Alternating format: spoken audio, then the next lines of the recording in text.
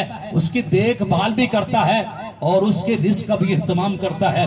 फिर पैदाइश का मरहला आता है, फरमाया इंसान देख तो सही जरा, तू अपने माजी की तरफ देखे तुझे तब भी शर्म आए, तू अगर अपने बुढ़ापे की तरफ देखे, अपने मुस्तकबिल की तरफ देखे, तुझे जब भी शर्म आए। ये हमारी नेमत है।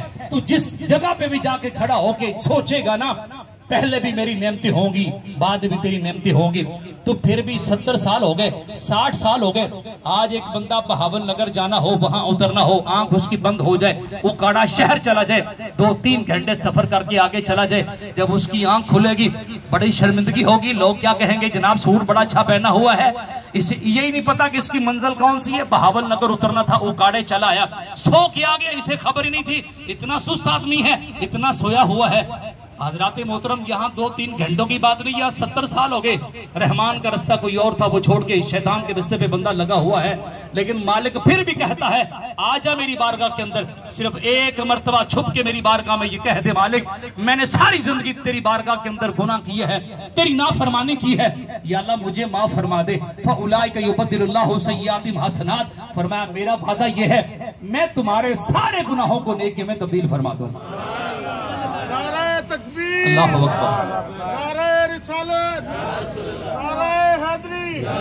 ये उस मालिक की करम नवाज़ी है। फरमाया फिर तुम्हारी पैदाइश होती है, कभी देखा नहीं छोटे से बच्चे को, इसके अंदर भी तुम्हारे लिए बड़ा सबक है। एक वो वक्त था कि मैं भी यही पे था, छोटा सा बच्चा, उठ नहीं सकता, हिल नहीं सकता, बोल नहीं सकता, कुछ नहीं कर सकता, उसे ये भी नहीं पता होता, वो जा रहा हो, सामने आग पड़ी होती है, वो आग की तरफ जाता है, लेकिन माँ बाप उसके बचा लेते हैं। एक वो वक्त भी होता है। फिर आहिस्ता आहिस्ता बच्चा बड़ा होता है, उसके जिस्म में ताकत आती है, जब उस जिस्म में ताकत आती है, उस ये समझता है कि ये मेरे अपने फलों की ताकत है, मैं जिम करता हूँ ये वो ताकत है। फरमाया ना ना, ये तुम्हारे फलों की ताकत नहीं है, ये तुम्हारी रोटी की ताकत नहीं है, ये तुम्हारी खुराक की ताकत नहीं है, ये ताकत हमने तुम्हें अता फरमाई है। वो जवानी किस काम की है, वो जो सजदा ही ना कर सके, वो जवानी कौन सी है जो रुकू ही ना कर सके, वो जवानी कौन सी है जो अपने माँ बाप को दबा ही ना सके, वो जवानी कौन सी है जो माँ बाप की खिदमत ही ना कर सके। फरमाया हर लम्हा हर घड़ी हमने तेरे साथ वफा की है, तेरे साथ मोहब्बत की है। इंसान अपने माजी की तरफ देखता है तब भी उसे शर्म आती है, अगर अपने मुस्तकबिल की तरफ देखता है तब भी वो शर्म से पानी पानी हो जाता है। ये उसका करम है, हमारी जुबान पे कुरान की तिलावत भी जारी हो जाती है और मुस्तफ़ा की ज़ात पे दुरूद सलाम भी जारी हो जाता है।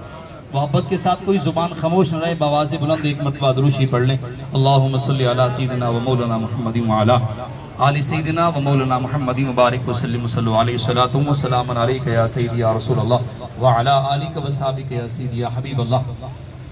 हम सब दुआ के लिए इकट्ठे हुए हैं। मरना सब इंसानों ने, मैंने भी मरना है और आपने भी मरना है। मरने के लिए डर कोई नहीं, याद रखना जो मुसलमान है ना खास तौर पे, उसके लिए तो डर है ही नहीं। इसलिए फरमाया जो मौत है ये मोमन के लिए तोहफा है। सुभान अल्लाह कहते हैं। हाँ, हर बंदा वो चाहे गुनाहगार है नेक है, हर बंदा अल्लाह की बारगाह में यही दुआ करता है कि अल्लाह सोनी मौत अता फरमा। लेकिन वो बंदा कितना खुश नसीब है कि जो रमजान शरीफ के अंदर जिसकी वफात होती है। सुभान अल्लाह, ये उस मालिक का करम है, ये बड़ी खुश नसीबी है। मरना हर सपने, मैं भी मरना है, आपने भी सपने मरना है, लेकिन अच्छी मौत हर बंदा ही मांगता है। रमजान शरीफ के अंदर ये फौत होना ये बड़े एजाज की बात है अल्लाह की बारगाह के अंदर, ये अल्लाह ताला किसी किसी को अता फरमाता है। हम सब दुआ के लिए इकट्ठे हुए हैं। मेरे भाई शाह साहब, वसीम साहब और दीगर बरादरान, इनके वालिद गिरामी दुनिया से जा चुके हैं। हम सब दुआ करते हैं अल्लाह पाक उनके दर्जात को बुलंदियां अता फरमाए। किसी के लिए दुआ करने के दो फायदे होते हैं, अगर बख्शिश रुक जाए तो अल्लाह मगफरत फरमा देता है अगर कोई बंदा गुनाहगार हो, और अगर बंदा पहले ही बख्शा हो अल्लाह उसके दर्जात को बुलंदियां अता फरमा देता है। और जो बंदा बख्शा है ना, आप उसके लिए दुआ करते हैं, अल्लाह उसका दर्जा बुलंद करता है।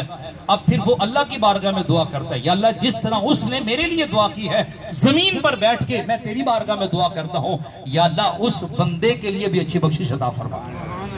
ये फायदा होता है। और फिर ये दुआ का तो जिक्र कुरान पाक में है। और याद रखना कि इंसान अभी दुनिया में नहीं आता फिर भी दुआओं का मोहताज होता है। माँ के पेट में आ जाए फिर भी दुआओं का मोहताज होता है। वो जब दुनिया में आ रहा होता है फिर भी दुआओं का मोहताज होता है। फिर दुनिया में जब आ जाता है फिर भी दुआओं का मोहताज होता है। दुनिया से जाने लगता है फिर भी दुआओं का मोहताज है। जब फौत हो जाए फिर भी दुआओं का मोहताज है। जब उसे कब्र में रख दिया जाता है फिर भी दुआओं का मोहताज होता है। अब मैं शुरू से बात करता हूँ। कि जब बंदा दुनिया में नहीं आता उस वक्त दुआओं का मोहताज कैसे होता है। याद रखिए जिनकी औलाद